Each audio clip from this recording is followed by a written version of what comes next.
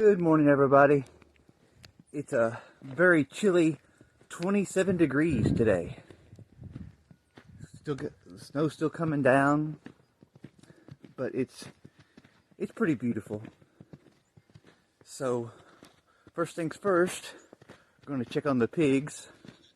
I already put their grain outside our walk-in basement. That way they're already, wow. You should see all the cardinals. I wish I could have turned the camera around and showed you, but they all flew away when they heard me coming. Alright, I'm coming. Can you hear the pig? He's ready for some food. 2 buckets. So, the thing about farming is, no matter what the weather,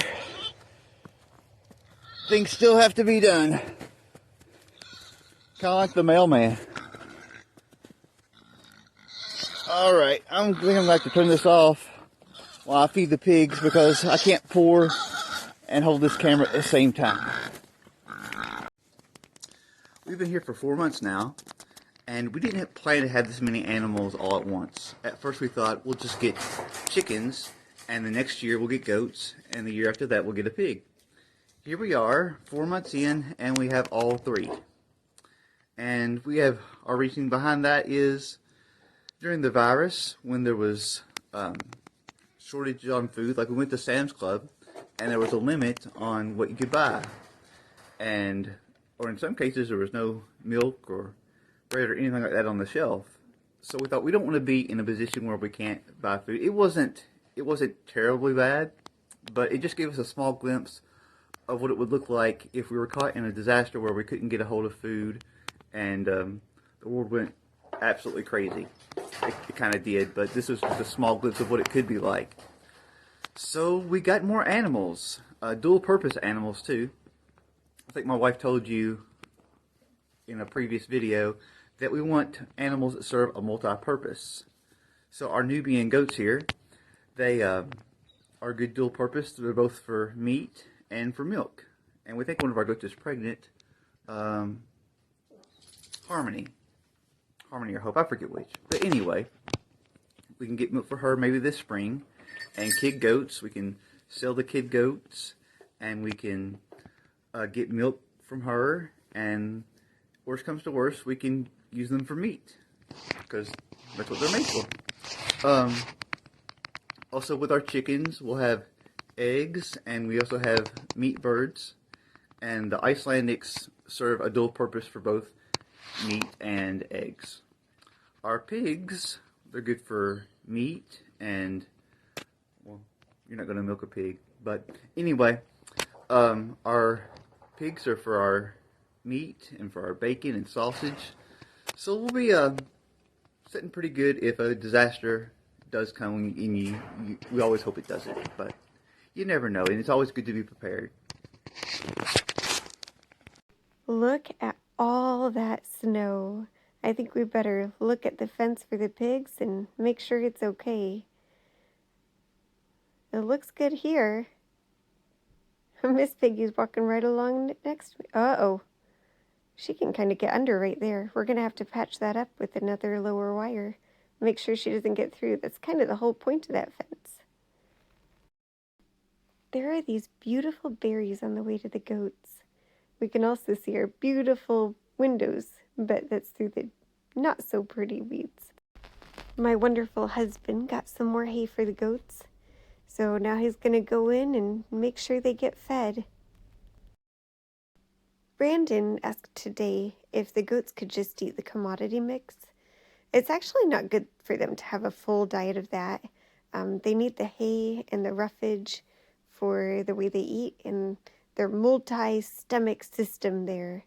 They're grazers, and they need all of that for it all to function properly. Plus, I think it keeps them occupied and keeps them in, because we definitely can't have them escaping now. Maybe our fans in the north could tell us, when can we expect to walk on this ice? Hi, y'all. We've been having some issues with the phone. we've been having troubles getting it right. It was fast forwarding the last videos and it deleted all of his words. So, and of course he doesn't want to go out there and do it again. It's cold out there and he has to take out his hand to push start and stop because he's wearing his work gloves, and work gloves just don't come with that special stuff, whatever it is that makes it so that you can actually do things with your phone when you have gloves on. So I thought we could look through our new windows that are, you know, magnificently clean and whatnot, and I could show you how we winter-proofed everything. Also, I hope that I was able to slow down the videos some, but they were still way too fast. So hopefully that isn't that difficult for you, or wasn't, because you already saw it at this point. Anyway, let's talk about winter preparations for animals. Okay, so first of all, you see that my husband put out those winter sowing milk jugs. I'm going to do a lot more. But as you can see, they're fully exposed to the elements, and that's exactly what you want. You want the rain and the snow to be able to get in the top of them. I probably will ask him to move it to a flat ground so that they don't get knocked over by something, because that would be something that you don't want. Now the chickens are over there. We can see them from the house here, which is pretty nice. But for them, the adult chickens don't need a heat lamp. They generate enough heat that they can take care of themselves, and actually lots of coops burn down because of people using heat lamps. So we put in extra hay for them, and we closed up the side with a tarp, and that's what we do for them. That's about it. We do go in, as you've seen, and defrost their water by pouring hot water on it, and I think that helps. And one other thing you have to look for in chickens is that their comb on top won't get frostbite, because that can happen. On the other side of the chicken coop, right there, we have our meat birds.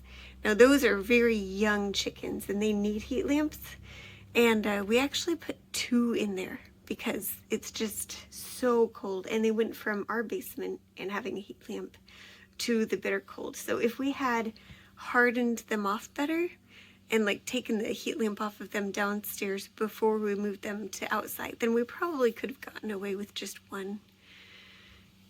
The goats are behind them in that side of the old barn there. For them, we make sure they have enough hay to eat, because as an animal eats, it burns calories, which will also help keep them warm. Also, goats develop a thick winter coat, so that helps them as well. And then of course you need to make sure they have plenty of fresh water, which we do, that they can access and that's not frozen. And then finally, we have our pigs over here. Now both pigs have a shelter that they can get into. Miss Piggy doesn't go into her shelter very often, but she has acclimated very slowly and gracefully to this environment, so she's more used to it. But you can see now, possibly, she's carrying around hay to make a better nest for herself. So that's pretty exciting. And then Mr. Pig, hold on. And then Mr. Pig spends most of his time inside his home. When they had him in Tennessee, they had him in a tightly enclosed barn and whatnot, and not as exposed as we've kept Miss Piggy. So he's not used to the cold like she is. So he pretty much stays closed up, but as he gets more acclimated to it, he'll come out more. I also put about a half of a bale of straw in there. And pardon me, in all the other ones, we've been, bedding them down with straw. I often make that mistake. And then also, as you've seen, we come out with food for them multiple times a day. Look at the hay bales. It looks like frosted wheat. Frosted shredded wheat. Yum, yum. So if you see the low part of the gate there, that's where I was walking on Valentine's Day after having fed Miss Piggy. And then I came back to that gate and I tripped, which is pretty sad. And there's Miss Piggy going into her little abode. But, yeah, it was a sad day that has led to many further sad days. But Brandon is taking excellent care of me, and the pigs are well taken care of. And Abby is doing a wonderful job bringing me water and taking care of me in the ways that she can.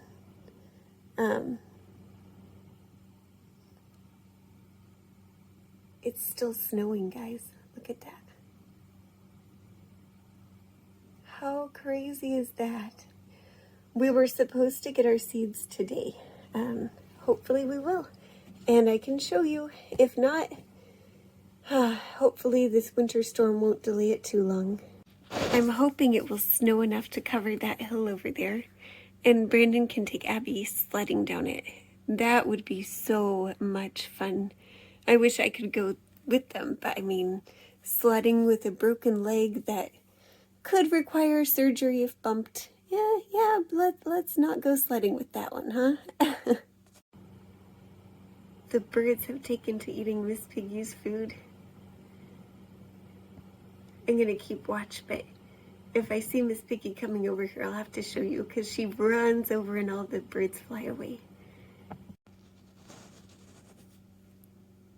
Here she comes.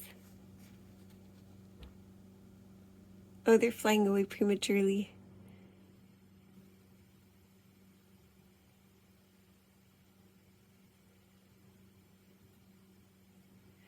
No running this time. That was rather anticlimactic. Ain't it always the way? You know, I mean, like you take your car into the mechanic and you say, it's making this noise. And he's like, okay, show me. And then it doesn't do it. It's just like that.